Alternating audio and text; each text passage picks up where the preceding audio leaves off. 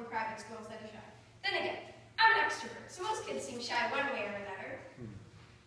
I don't know where people got the idea that we have a bunch of desks and chalkboard down in the basement with our mom leading the class, but at my age, I don't need much help.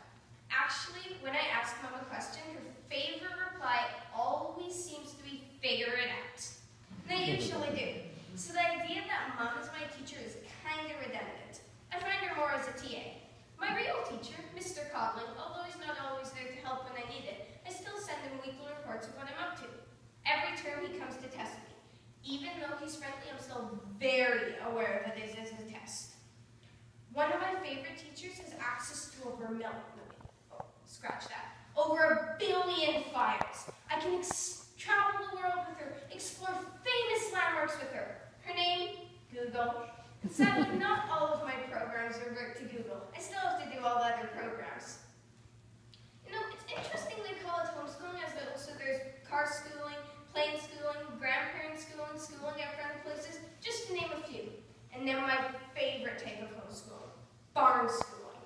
Oh, this is one of the joys of homeschooling, that my time at the barn actually counts for my PE and DPA. How long do you spend looking out the window at school, just wishing you could be at the barn or just hanging outside while it's sunny, only to have the weather tragically turn to our famous liquid sunshine before you get home? With homeschooling, we can take advantage of breaks in our unpredictable BC weather to go outside and ride while it's sunny and then work while it's stormy. Oh, I forgot. There's also mountain schooling. How many schoolgirls can take advantage of the ladies' ski-free on Hemlock on Thursday? Oh yeah, I know, the usual reply, we can go after school. Better go quick. The deal's only open till 4 p.m. Just to get things straight, I'm going to start boldly and speak my mind. Should being in a classroom full of kids my age be the example of the real world?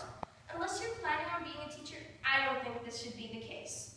From my perspective, the real world is what I interact with every day. If meeting people who might one day employ me, learning my schoolwork relatively on my phone with a sprinkle of guidance from my mom, meeting politicians who I may one day have to vote for is not the real world, then what is? Oh, another myth. Some people think that homeschoolers don't get out much. By the way, I've had classes at Trinity Western University, I've been to writing conventions with the author, I've taken my emergency first aid and CPR, plus my dad's a pilot, so sometimes his boss lets us take along to destinations like San Diego, Arizona, and other places we might not be able to go to unless we're homeschooled. Plus the fact that I'm in 4-H saying this speech to you right now tells you that I'm not really living under a rock. My final myth. Homeschoolers do schoolwork in their pajamas. That's not a myth. That's sweet reality.